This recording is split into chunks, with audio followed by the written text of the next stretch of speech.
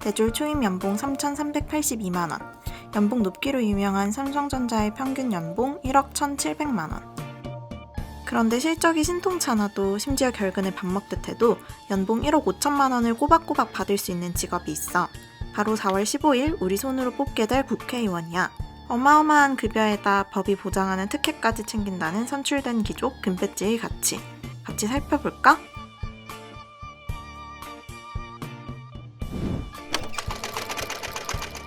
국회의원은 세비, 그러니까 연봉으로 1억 5,170만 원을 받아 수당과 상여금, 경비로 구성된 지급액뿐 아니라 자격만 된다면 가족수당과 자녀 학비 보조수당도 받을 수 있지.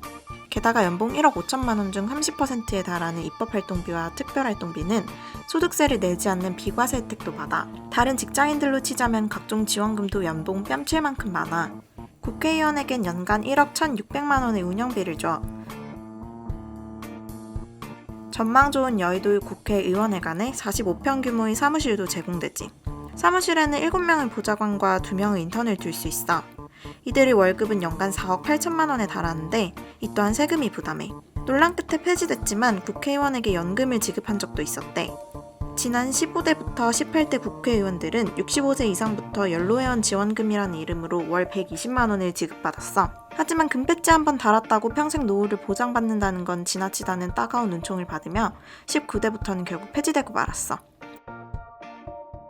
입법 전반에 관여하고 행정부를 견제하는 등 국회의원의 업무의 중요도를 생각하면 높은 연봉이 당연하다는 생각이 들 수도 있는데 꼭 그렇지만은 않아. 다른 나라와 비교해보면 우리 국회의원들의 수입은 세계 최고 수준이거든. 단순히 연봉 금액으로 비교해봤을 때는 OECD 국가 기준 10위이고 1인당 GDP 대비 연봉으로 계산해보면 4.1배로 5위야. 문제는 연봉은 높은데 성과는 낮다는 거야. 일단 국회의원으로 당선만 되면 특별히 일을 열심히 하지 않아도 세비는 꼬박꼬박 지급돼. 국회의원이 국회 회기 중에 출석하지 않아도, 임기 동안 단 한 건의 법안을 발의하지 않아도 국회의원은 매달 1,300만 원을 지급받지.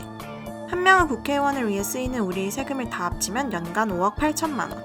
국회의원의 임기가 4년이니까 한 번의 투표로 우리의 세금 23억이 누구에게 주어지느냐가 결정되는 거야. 국회의원은 금전적 보상 외에도 특별한 대우를 받아. 바로 신체의 자유를 보장하는 불체포 특권과 발언의 자유를 보장하는 면책 특권이야.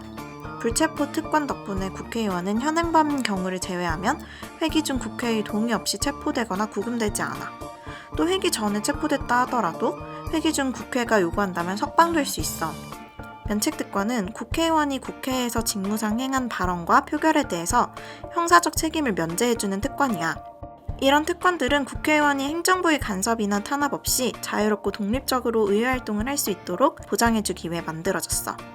그런데 일부 국회의원들은 불체포 특권과 면책 특권을 악용해 방탄국회를 열거나 막말을 일삼는 경우도 있어. 검찰이 특정 국회의원을 소환해서 조사하거나 체포하지 못하게 하기 위해서 임시국회를 열어 방탄국회를 자처하고 면책 특권을 무기로 5.18 유공자라는 이상한 괴물 집단을 만들어내면 이라는 막말을 하고도 형사적 책임을 지지 않았어. 대한민국에서 국회의원이 된다는 건 국민을 대표하는 사람이 된다는 의미와 동시에 적지 않은 수입과 특별한 대우를 누릴 수 있다는 뜻이야. 유권자인 우리가 후보들을 잘 가려내서 선출하는 것이 중요한 것도 이런 이유에서지. 선거 때만 유권자들에게 고개를 숙였다가 당선되고 나면 정쟁만 일삼고 막말이나 쏟아내는 국회의원들의 얼굴. 누구나 한둘은 떠오르겠지? 우리가 앞둔 투표가 얼마나 중요한지 다시 한번 기억해두자고.